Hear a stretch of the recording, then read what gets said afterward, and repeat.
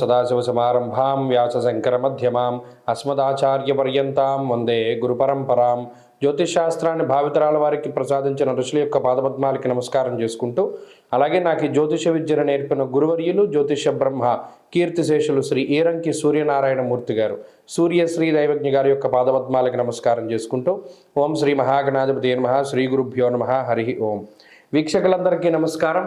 December నెల 28వ తారీఖు లగాయతు జనవరి 3వ తారీఖు శనివారం వరకు ఉండేటువంటి గ్రహగతుల ఆధారంగా ద్వాదశ రాశుల వారికి ఈ వారం ఏ విధమైనటువంటి శుభాశుభ ఫలితాలు కలగబోతూ ఉన్నాయో ఈ కార్యక్రమం ద్వారా తెలుసుకుందాం. అందులో భాగంగా ఈ వారం ఉండేటువంటి గ్రహగతులను గమనిస్తే, ఈ వారంలో చతుర్గ్రహ కూటమి ధనురాశిలో ఏర్పడబోతూ ఉన్నది.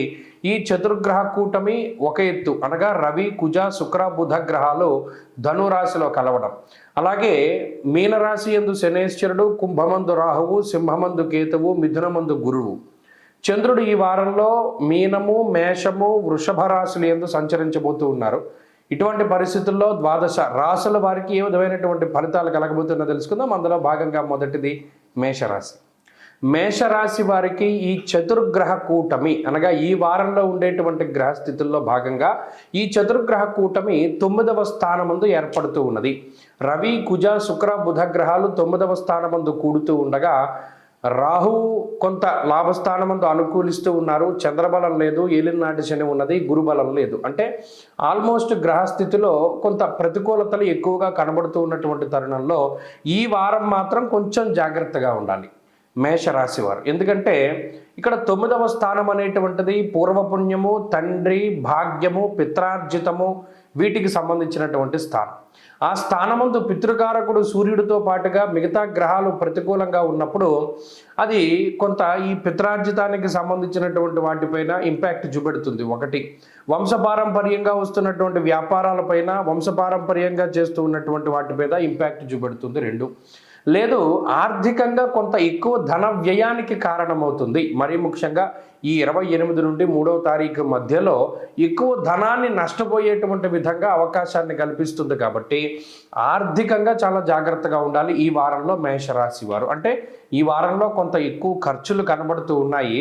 ఆ ఖర్చులతో పాటుగా స్వయంకృతాపరాధాలు ఇవి జరగకుండా, అంటే స్పెక్యులేషను, బెట్టింగు, జోదము, లేకపోతేనేమో స్టాక్ మార్కెటింగు, ఇటువంటి వాటిల్లో పెట్టుబడి పెట్టేటప్పుడు తర్వాత బల్క్గా పలానా మెటీరియల్ ఖచ్చితంగా రేటు పెరుగుతుంది భవిష్యత్తులోనే, దాన్ని కొనుగోలు చేయడము, తర్వాత అమ్ముకుందామని ఇప్పుడు కొనుగోలు చేయడం లాంటివి ఏవి కూడా వర్కౌట్ అవ్వవు.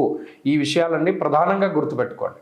కాబట్టి ఏంటి అంటే మేషరాశి వారికి ఈ వారంలో ఆర్థికపరమైనటువంటి విషయాల పట్ల జాగ్రత్త అవసరం. ఒకటి.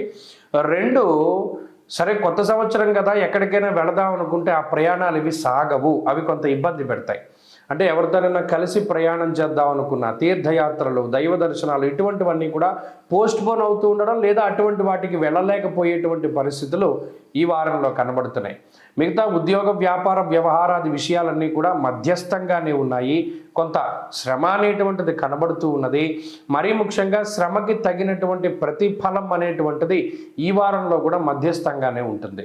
ఈ వారంలో కొత్త సంవత్సరం ప్రారంభమవుతోంది కాబట్టి మరిన్ని శుభ ఫలితాలని పొందడానికి ఖచ్చితంగా ఈ రాశి వారు ఆంజనేయ స్వామికి సంబంధించినటువంటి ఆరాధన చేస్తూ ఉండడం చెప్పదగినటువంటి సూచన. ఈ వారంలో కలిసి వచ్చేటువంటి రోజు ఆదివారంగా చెప్పవచ్చును. అదృష్ట సంఖ్య 2, అదృష్ట వర్ణము లేత ఎరుపు రంగు. తదుపరి వృషభ రాశి.